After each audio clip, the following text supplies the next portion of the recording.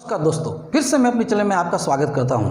पिछले वीडियो में हमने नई शिक्षा नीति के स्ट्रक्चर की बात की थी। 5+3+3+4 का स्ट्रक्चर। ये गवर्नमेंट ने अभी एक स्ट्रक्चर डिक्लेयर किया है कि इस तरह का स्ट्रक्चर नई एजुकेशन पॉलिसी में रहेगा, जो शायद 2020 में अप्लाई हो। देखते हैं कहाँ कब होता है। लेकिन आज हम बात करेंगे, वहाँ पे मैंने उस वीडियो को एक बात पे छोड़ा था कि वो टाइम आ गया है 2020 में भी हम नई शिक्षा नीति में योग की एंट्री कर दें। मेन स्ट्रीम में मेन सब्जेक्ट के रूप में योग को पढ़ाना चाहिए। क्यों बोला था, थोड़ी सी बात करेंगे उस पर, योग एजुकेशन पर। देखिए, अगर हम साक्षरता की जहाँ तक बात है, अच्छे एजुकेशन की बात है, हम अच्छे सिटीजन तैयार करना चाहते हैं, हम बच्चों को अच्छी तरह पढ़ाना चाहते हैं, तो अच्छी पढ़ाई के 3 पहलू होते हैं, वो 3 फैक्टर होते हैं जो स्ट्रॉन्ग होने चाहिए। पहला, टीचर्स वेल एजुकेटेड होने चाहिए, वेल ट्रेन होने चाहिए, अच्छी अंडरस्टैंडिंग वाले होने चाहिए, लार्ज नॉलेज वाले होने चाहिए, बच्चों के प्रति उसके मन में आदर होना चाहिए। तो बहुत ही वैरायटी वाले, बहुत ही वेरियस गुण वाले टीचर होने चाहिए। दूसरा, एजुकेशन पॉलिसी अच्छी होनी चाहिए, जो कि गवर्नमेंट ने अभी बनाई है, स्ट्रक्चर नया बनाया है, उसमें अच्छी मटेरियल होनी चाहिए, लेटेस्ट इन्फॉर्मेशन होनी चाहिए। और आपको बता दूं मैं कि पिछले 2000 साल में जितनी इन्फॉर्मेशन नहीं बढ़ी, उतनी उससे ज़्यादा लास्ट 200 ईयर्स में, 200 साल में बढ़ी है। और इस रेशियो को आप समझिए, पूरे पिछले 2000 साल में जितने नए नए रिसर्च हुए, जितने नए नए संशोधन हुए, उससे भी ज़्यादा पिछले 200 साल में हुए। तो लेटेस्ट इन्फॉर्मेशन जो भी है, जो भी तकनीक है, जो भी मेडिकल का रिसर्च है, सब कुछ इसमें डाल देना चाहिए। कॉमर्स का रिसर्च है वो डाल देना चाहिए। मोरल एजुकेशन का जो भी नई नई इन्फॉर्मेशन, कुछ भी रिसर्च है, एजुकेशन में डाल देना चाहिए। तो मटेरियल लेटेस्ट होना चाहिए। साथ में उस पुरानी बातों को छोड़ना नहीं चाहिए, जो स्ट्रॉन्ग है, जो सदाबहार है, ऑल टाइम फेवरेट रहती है।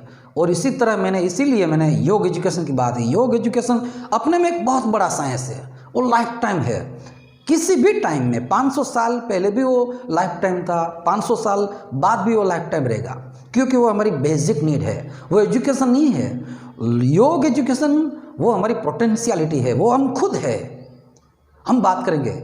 और तीसरा पहलू, मटेरियल के अलावा तीसरी बात, बच्चा, स्टूडेंट। तो एजुकेशन के 3 पहलू होते हैं, टीचर्स, एजुकेशन पॉलिसी और मटेरियल, और तीसरा स्टूडेंट्स। अब हम बात करते हैं, मैंने जब योग एजुकेशन की बात क्यों की थी, तो हम स्टूडेंट पे आते हैं। आजकल क्या है, आप बच्चे क्लास में देखिए, बच्चों की जो स्थिति है, जो उनके मेंटली हेल्थ है, फिजिकली हेल्थ है, वो नॉर्मल है। आपको लगे कि बच्चे हैं, छोटे बच्चे हैं, स्ट्रॉन्ग ही होंगे।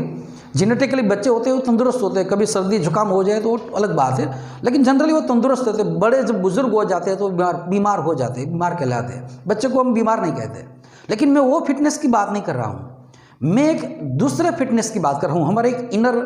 हमारे अंदर एक दूसरी तरह की फिटनेस होती है, फिजिकली भी, मेंटली भी। और वो क्या होती है फिटनेस? देखिए, हम आम तरीके से तो बच्चे जो है ना, वो फिट ही होते हैं, तंदुरुस्त ही होते हैं। लेकिन कुछ बच्चे ऐसे होते हैं जो बहुत ही कम बीमार पड़ते हैं। उसकी फिजिकल फिटनेस तो अच्छी होती है, मेंटली फिटनेस भी बहुत ही बढ़िया होती है। एकाग्र होते हैं, फोकस्ड होते हैं। जब कोई बात पढ़ाई जाती है क्लास में, कोई टीचर पढ़ाते हैं कोई भी मटेरियल, वो मैथ्स हो, वो साइंस हो, या इंग्लिश हो, या कोई भी सब्जेक्ट हो, तो पूरी एकाग्रता से वो पढ़ते हैं। इसी को मैं मेंटली हेल्थ बोलता हूँ। ये कम बच्चों में होती है, शायद 15-20% बच्चों में ही। तो हमारे 15-20% नेचुरली अच्छे हैं, पढ़ रहे हैं, लेकिन बाकी की जो मेजॉरिटी बच्चे हैं, अगर थोड़े और भी 10-15% बढ़ा दे इसमें पढ़ने वाले बच्चों में, तो भी मोर देन 60% बच्चे ऐसे हैं जिनका कंसंट्रेशन अच्छा नहीं है, वो एकाग्रता नहीं पा रहे हैं एजुकेशन में। और ये बात नहीं है उसकी मेमोरी पावर नहीं है। आप उसके हाथ में एक मोबाइल दीजिए, वो रिपेयरिंग अच्छी तरह से सीख जाएंगे। मोबाइल की सभी बातें वो आपको सिखाएंगे, आप कितने भी बड़े क्यों ना हो। आप उसके हाथ में कंप्यूटर दीजिए, लैपटॉप दीजिए, वो कुछ न कुछ अच्छी तरीके से काम कर जाएंगे कंप्यूटर पे, लैपटॉप पे। तो मेमोरी पावर है, ताकत भी है, पोटेंशियल है, सिर्फ वो फोकस्ड नहीं है। और एजुकेशन की सारी बातें मनोरंजन वाली नहीं होती, सीखने वाली सारी बातें ऐसी नहीं होती जो कंप्यूटर की तरह से, या लैपटॉप की तरह, या मोबाइल की तरह पढ़ाई जा सके। इसमें कुछ सीरियस बातें भी होती है, क्योंकि एजुकेशन जो है वो पोटेंशियलिटी है। तो पढ़ाने के लिए साइंस पढ़ना है, अगर हमें मैथ्स पढ़ना है, अगर इंग्लिश पढ़नी है, अच्छी लैंग्वेज पढ़नी है, अच्छा सब्जेक्ट पढ़ने हैं, तो ये थोड़े सीरियस मैटर कभी कभी होते हैं। माना कि टीचर अच्छी तरह से पढ़ाने की ट्राई करते हैं विथ मनोरंजन, वो अच्छी एंटरटेनमेंट के साथ साथ, लेकिन पूरा पीरियड तो मनोरंजन का नहीं रह सकता ना। कोई भी मुद्दा हो, कोई भी पॉइंट हो, मनोरंजन के साथ पूरा मुद्दा नहीं पढ़ाया जा सकता। मैथ्स को आप कैसे मनोरंजन के साथ, एंटरटेनमेंट के साथ पढ़ा सकते हैं? तो जो मेन बात है वो है मेंटल हेल्थ, एकाग्रता। और हम अगर एकाग्रता लाना चाहते हैं बच्चों में, तो योग से बड़ा कोई उपचार नहीं, योग से बड़ा कोई उपचार नहीं है।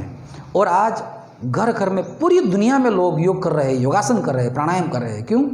हेल्थ बनाने के लिए, अच्छी हेल्थ रहे। क्योंकि पहला जो सुख होता है इंसान का, वो अपना बॉडी का सुख होता है। तो यही आदत हम बच्चों में क्यों न डाल दें बचपन से?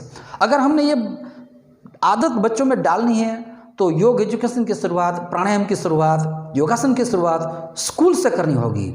और पहला ही जो चरण है 5 साल का, तभी से हम बच्चों को अगर योगासन सिखाना शुरू कर दे, और अगले जब पढ़ाई आगे बजे दूसरे चरण में आए, 3 साल के और तीसरे चरण में आए, तब हमें प्राणायाम सिखाना चाहिए।